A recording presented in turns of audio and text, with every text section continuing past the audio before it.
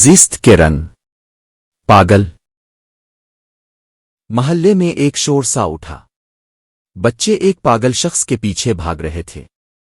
پاگل شخص ان بچوں سے جان چھڑانے کے لیے کبھی کبھار کوئی پتھر ان کی طرف پھینک دیتا۔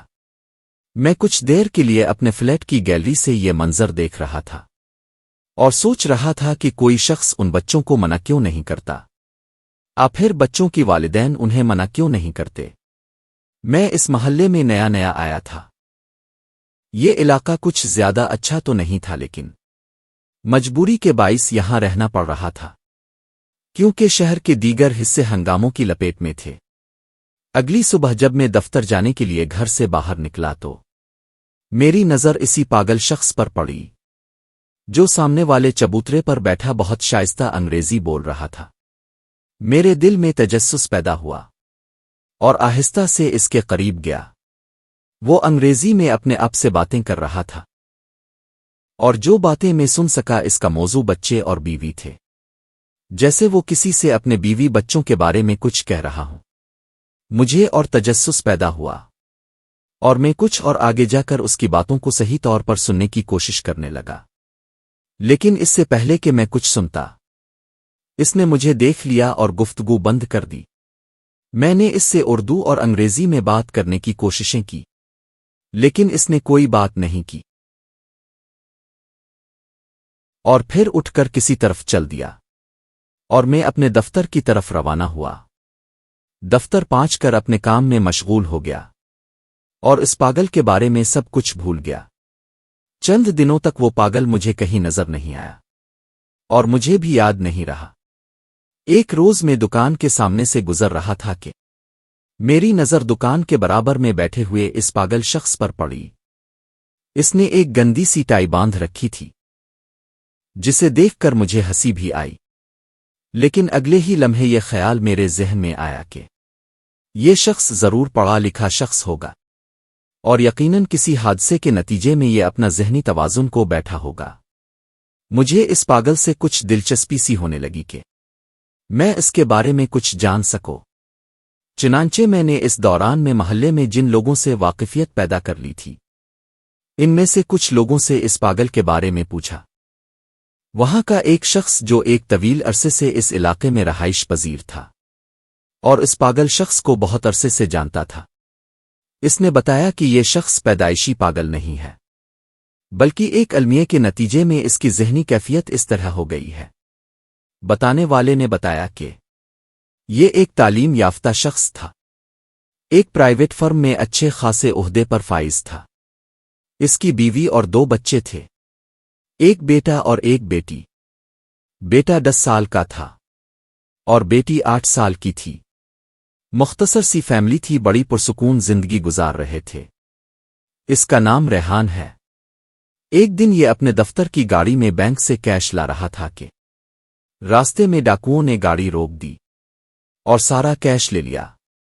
انہوں نے تھانے میں رپورٹ درج کرائی اور فرم کے مالک کو اطلاع کر دی۔ فرم کا مالک اچھا شخص تھا، وہ جانتا تھا کہ ریحان ایک ایماندار ملازم ہے، چنانچہ اس نے ریحان پر کسی قسم کا کوئی شک نہیں کیا، بلکہ خود بھی ڈاکوؤں کو پکڑنے کی کوشش کی۔ اتفاق کی بات تھی کہ چند ماہ کے بعد کسی اور واردات میں وہ ڈاکو پکڑے گئے اور اس علاقے میں پکڑے گئے جہاں پہلی واردات کی تھی۔ ڈاکوؤں نے پولیس کے سامنے پہلی واردات کا بھی اعتراف کر لیا تھا، چنانچہ بات ریحان کے فرم تک پہنچی اور ریحان کو تھانے بلوا کر ڈاکوؤں کی شناخت کرائی گئی۔